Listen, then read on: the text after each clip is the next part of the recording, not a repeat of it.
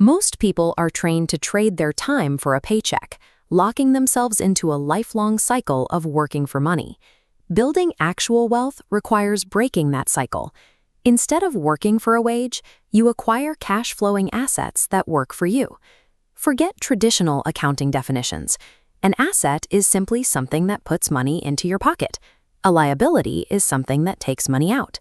Financial struggle usually comes from confusing the two. The middle class buys new cars and primary residences, believing them to be assets, when in reality, these drain cash flow month after month. This diagram shows the cash flow pattern of the wealthy. Their capital flows directly into the asset column on the balance sheet, which then continuously feeds passive income back up into their income statement.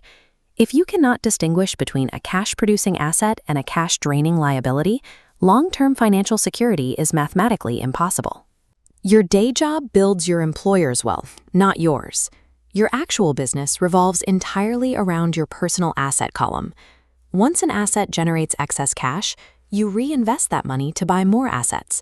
This creates an automatic compounding loop of passive income. You do not necessarily need to quit your day job to start.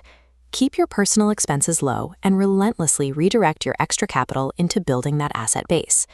There are 3 types of income: ordinary earned, portfolio, and passive.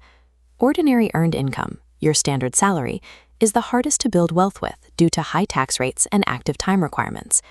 To categorize how people earn, we look at the ESBI quadrant. On the left are employees and the self-employed. On the right are big business owners and investors. Achieving total financial freedom requires you to migrate your earning strategy away from active labor on the left side and toward passive ownership on the right. This schematic maps the corporate structure the wealthy use to minimize taxes. Notice the different pathways. Individuals earn money, pay taxes, and spend what's left. Corporations earn money, spend what they want, and are taxed on the remainder. Executing this strategy requires overcoming fear, cynicism, laziness, bad habits, and arrogance. You bypass these psychological roadblocks by adopting the habit of paying yourself first, funding your asset column before you pay your monthly bills.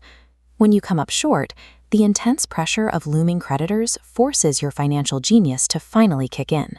It drives you to generate new, innovative streams of income rather than dipping into your savings. Financial intelligence is your ultimate asset.